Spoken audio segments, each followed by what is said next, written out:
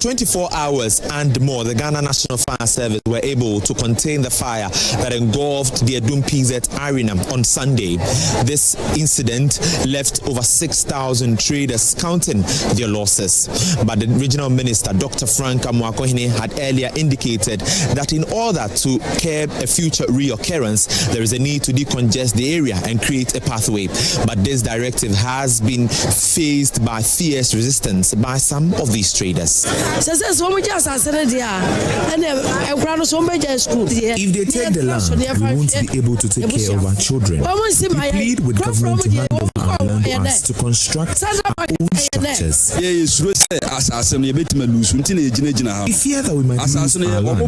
If we are protecting for us to lose control, then we will not agree. At the Menchia Palace also, it was outrage among some affected traders who came to witness the Ashanti Regional Minister's briefing to the Kumasi Traditional Council. According to the Ashanti Regional Minister Frank Amoakohene, the Kumasi Traditional Council will be visiting the Ntim Fordjour Arena tomorrow. The Asantehene has left the Achamfohene to handle everything on his behalf. They send their sympathy to all of us who have been affected by the fire. The Kumasi Traditional Council are expected to visit the place tomorrow to find a resolution to all your demands. While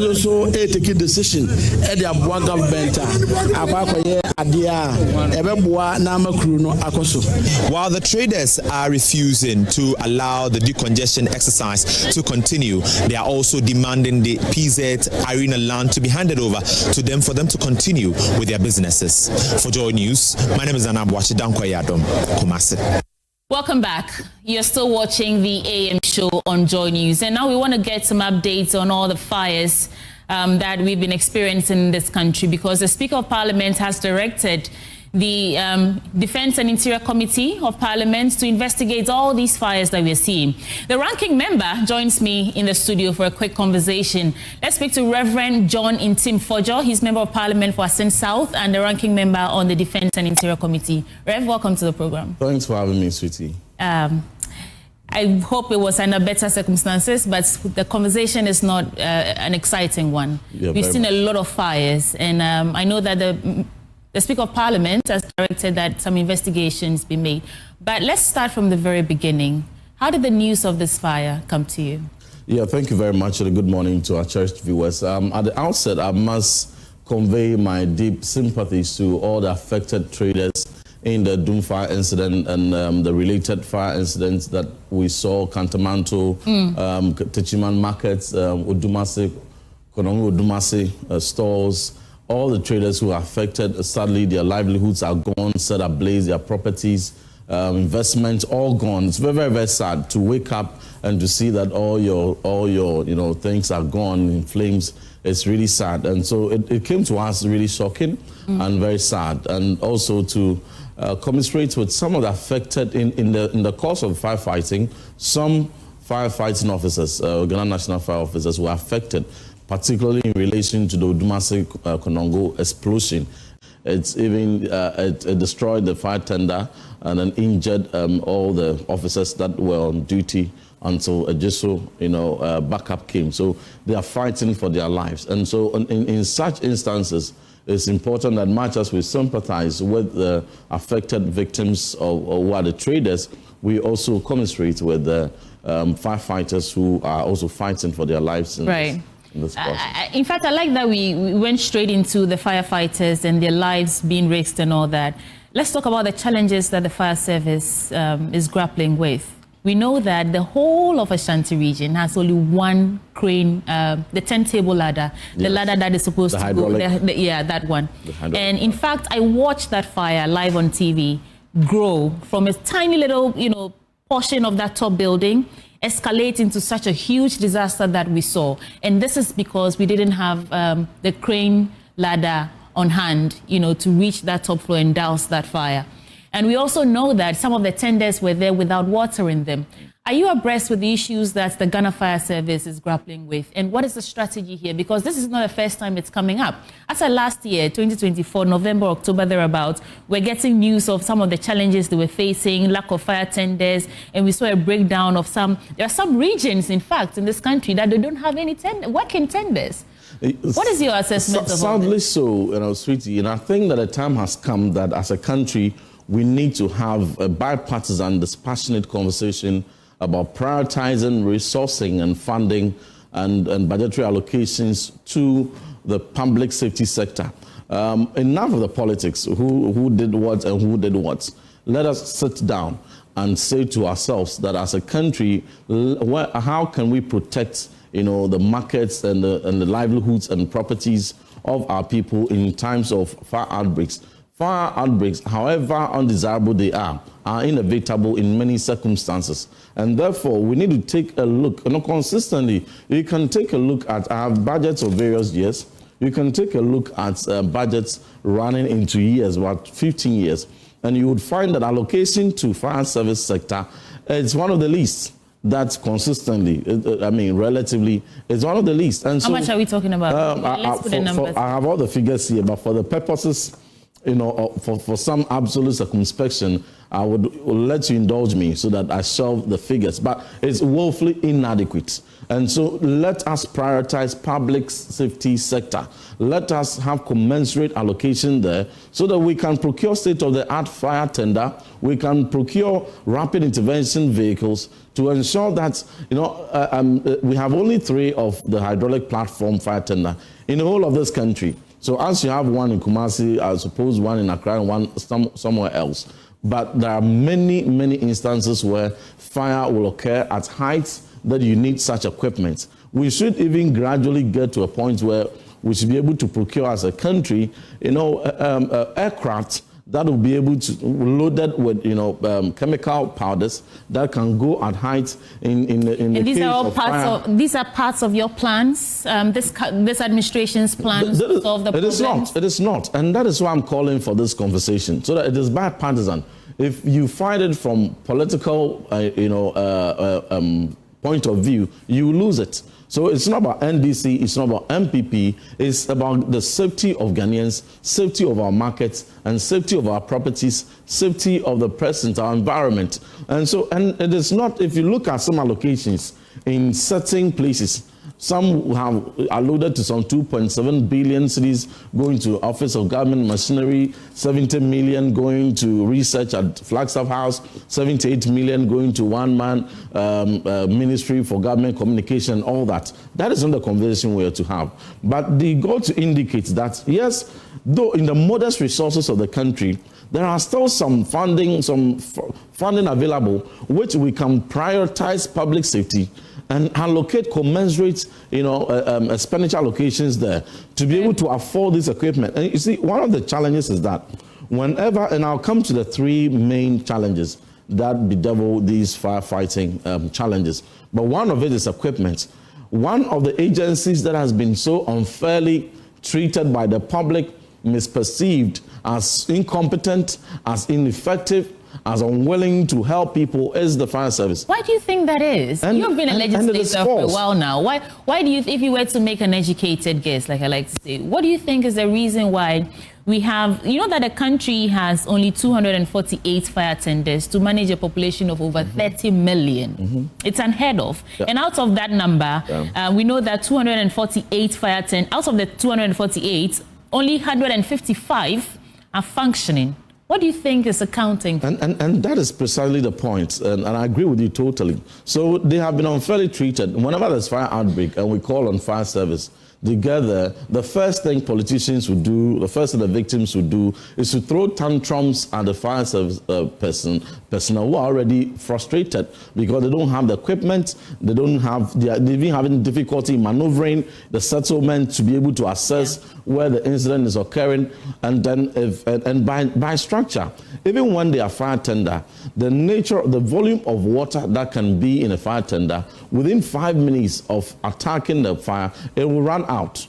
And therefore, when a fire service tender comes to a scene, and within 5 minutes their water run out, you don't throw tantrums at them, as we saw the regional minister in Ashanti region doing at the officers, most unprofessional. But here, the challenge here is that by the structure and planning, Ghana Water Company is mandated by law to set up fire hydrants in such high-risk areas, markets, residential areas, factories, and whatnot. We now know that some people built some sort of structures on high places where market, yeah, and tiled they had to go and crack that place open before they could get access to the hydrant. It is so sad. So many people don't even know that it is not the work of the fire service to install those fire hydrants and keep it maintained and running. And so whenever fire hydrants run out of water, and the personnel are helpless, we put the blame on Ghana Fire Service. Rev, you haven't quite answered my question. I want to pick your thoughts on this, because you have been a legislator this isn't your first time in Parliament,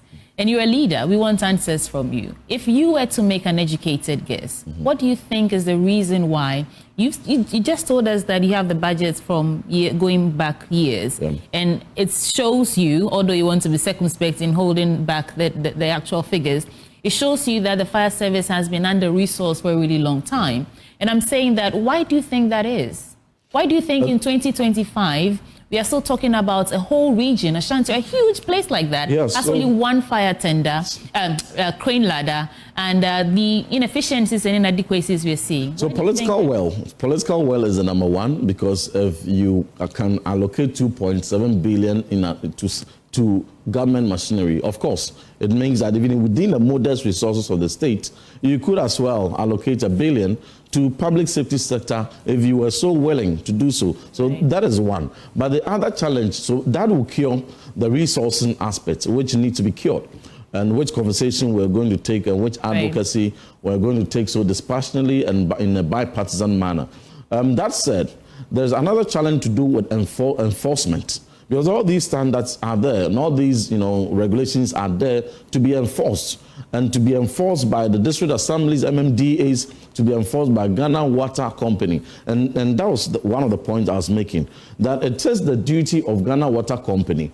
Are you aware that every water bill that you pay, there's 1% on it you pay, that must go to servicing fire hydrants? So Ghana Water Company collects all these revenues. What do they do with the fire hydrants? And when there are problems, we lump the blame on the doorstep of fire service, but they don't take such revenues. So we are appealing to Ghana Water Company to be up and doing, up and running, rise up to the task, and ensure installation of fire hydrants in all high-risk areas, and where there are existing installations, maintain them and ensure there's water sufficient, so that in any event of any eventuality, the personnel from fire service can plug in and then do their firefighting. But the incident that you also cited in Techiman, for instance, where there's fire hydrants, but for about 50 years, as an individual has built stores on it, tiled it, concreted it, put their shops on it, earning a living on it.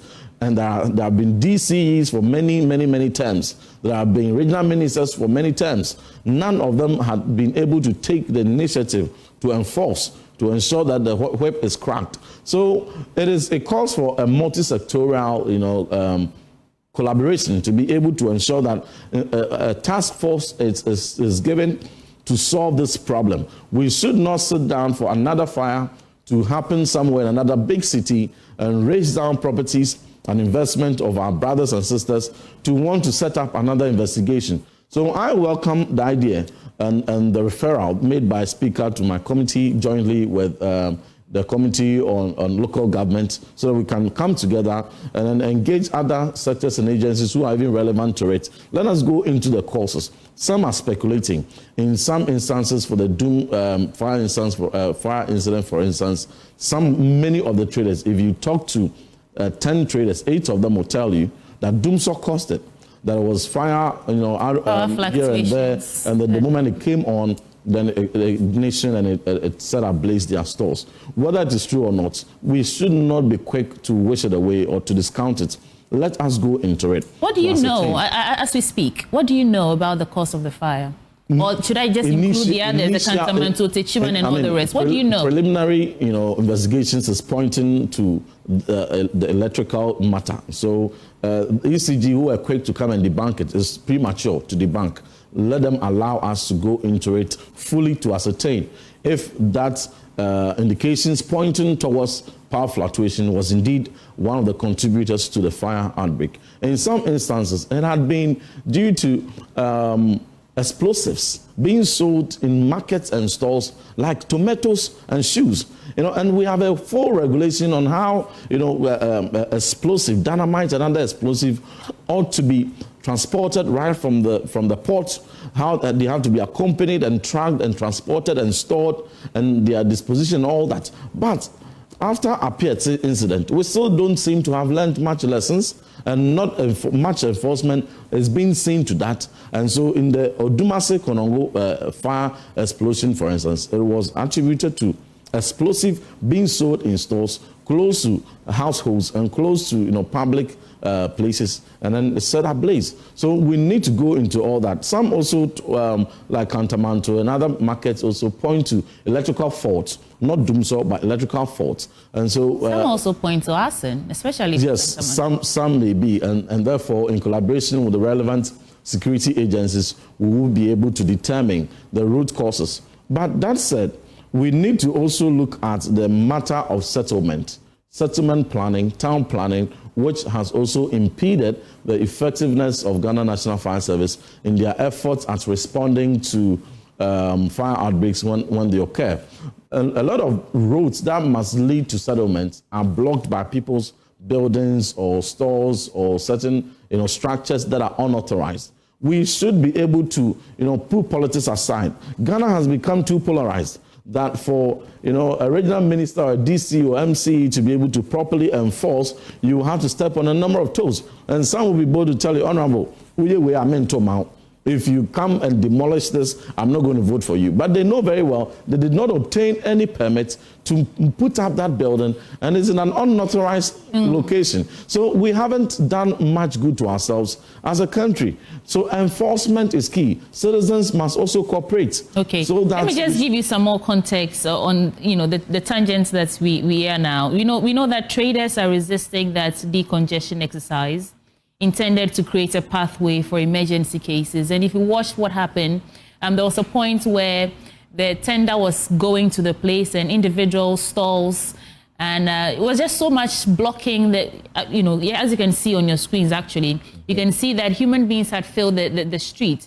And aside the danger this poses to their lives as individuals, as human beings, going close to that, there's also obstructing the fire service work to be able to douse this flame as soon as possible. So when you say that it's a problem of enforcement, whose fault is that? Yeah, so it's still within enforcement. And so when you had failed at the outset on the preventive... Who's failed? Our leaders failed? The state. Enforcement is on the state. And it is also the responsibility of the state to bring the citizenry along. Orientation, education, campaign, all kinds of awareness that will engage our community members, our markets groups to understand that any enforcement that the state seeks to undertake is for their own safety. And I think that if this engagement had even come before this fire incident, and progressively would have come to a point where consensus will be built. I am appealing to the traders in the Dum and any other markets, for instance, which some resettlement and replanning will be occasioned, to cooperate with authorities. But it will also, for the state to get a buy-in of the traders, they need to engage them extensively. They need to engage them if they have to bring in chiefs, market queens, opinion leaders, assembly members, any group of people that will need to be brought into this engagement to arrive at consensus for people to agree that certain demolition need to occur, certain restructuring needs to be done to make their market safer for them. It is so important and it is imperative. Okay. But that said, again, one other thing that we must also look at is support for the victims, because many people, about 600,000 or so, I'm told. 6,000. 6,000 people, I'm told, in Edum alone have lost their livelihood. Similar numbers in Kantamanto, similar numbers in Techiman, similar numbers in Odumase and other related incidents that Speaker has referred to us. Let us have a comprehensive way of supporting them to come to their aid, whilst to reconstruct, the markets and to put them back in livelihood. And Ghana has demonstrated to be a state of empathy, a state that responds to their citizens, a state that is responsive whenever their citizens are in distress. We demonstrated that in a Piate incident when the state-led group of philanthropists and the state committed to reconstructing the whole community, putting them back into their livelihood. Then when we had the unfortunate Akosombo Dam spillage, we saw in the 2025 budget an allocation of 242 million cedis allocated to supporting victims in Akosombo Dam spillage. We also saw further in the same budget. Well, you know, some would argue that, sorry, I had to interject at that point. Some would argue that it's because of the goodwill of Ghanaians that most of these traders don't have insurance. Because we're speaking to, who was it that we're speaking to yesterday about insurance? And I think the head of business and economy for Guta. And he was saying that, well, I sort of appealed to him that they should teach their traders, their members, and help them on board onto some sort of insurance. I'll come to the insurance side. Why is it? Yeah, the question is simple. But let me really. just why are we quickly, then I'll respond onto the insurance. So, a further 200 million cedis was allocated to supporting victims in the K2 South, tidal wave, and so destruction that occurred. And these are very important investments into our people, our compatriots, and I commend the government for that. So equally deserving are the people of Edum, equally deserving are the people of Techiman, equally deserving are the people of Odumase, equally deserving are the people of Kantamanto, who were affected. So let us have one of the recommendations that at the end of our work will likely come up will be a proposal for national support for these victims to put them back in business. But the risk, and that's going to come from taxpayers' money. Yes, it must. But must it? Yes, because if you have insurance, if you're a trader, and you mentioned that fires, it's inevitable. You said that in your submission, it's inevitable. So if you know that something like that can happen to you, what is terribly wrong with onboarding on an insurance so that the government does not have to fall in every time that something happens with taxpayers' money? Very, very tenable. But like I said, it is we have precedents demonstrated that whenever such similar disasters occur, the state allocates hundreds of millions of cedis in supporting them. So if we have supported our brothers here and our brothers in another location are also in distress, in that same benevolence, we need to support them. But that does not discount the responsibility that lies on the trader to secure their investment, because today support may come. I hear already some 600,000 have been mobilized by the Ashanti Regional Minister to support some victims. But from one philanthropist gave 500,000, and the Minister for Gender and Children and Social Protection also gave 100,000. But that is not sufficient. But I'm saying that today you may get some support, but tomorrow you may not. And so it is important that just as every other country does it, you set up your store, you set up your shop, you insure it.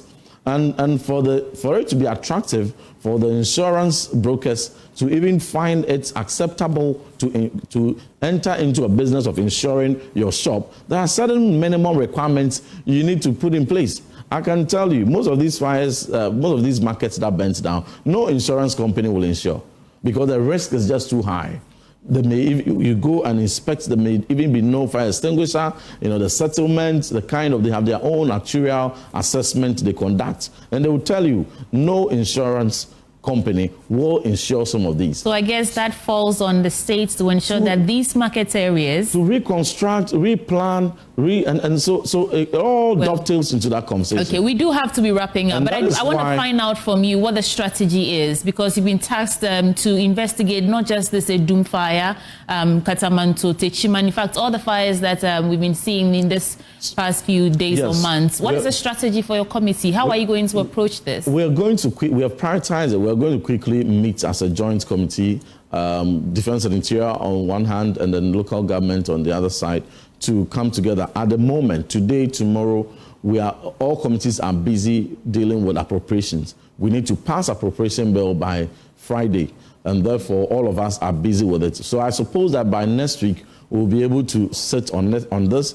Any necessary visits we need to make, engagement we have to do it. But what I'm saying here is that in the meantime, whilst waiting for the big push and a big investment into resourcing Ghana National Fire Service. There are certain basic investments we can do now. For instance, buying rapid intervention vehicles for every district and in highly populated markets and areas, about 2 or 3, it will ensure that if we have problems with maneuvering, because resettlement is a long-term thing. You can't finish resettling to make streets maneuverable within a short time. But if you have rapid intervention vehicles, they're like pickup trucks, very, very small. And you have them, they will be able to get to the scene faster.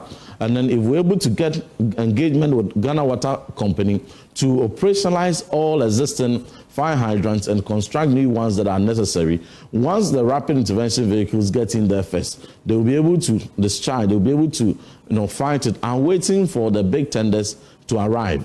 And then so that in the medium term or in the immediate, within this period, we'll be able to improve upon how effective we're able to fight such incidents as and when they occur. Thank you. That's our time. I hope that the thing you said about putting aside party coloration and tackling this issue head on is actually something we see under this administration. Absolutely. And in conclusion, just quickly, it has come to my attention, some 2 officers of the National Fire Service who have been terminated because they had exchanges with the Ashanti Regional Minister.